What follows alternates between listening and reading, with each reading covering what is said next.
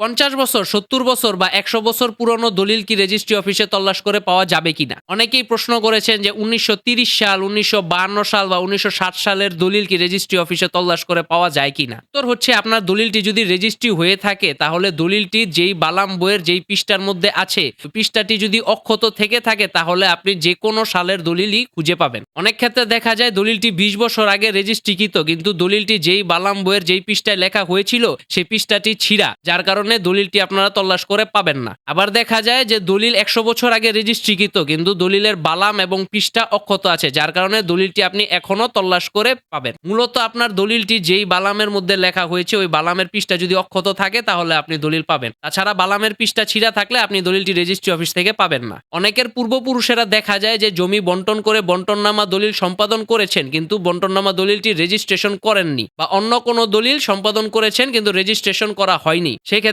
সেই দলিলগুলো আপনারা রেজিস্ট্রি অফিসে তল্লাশ করে পাবেন না।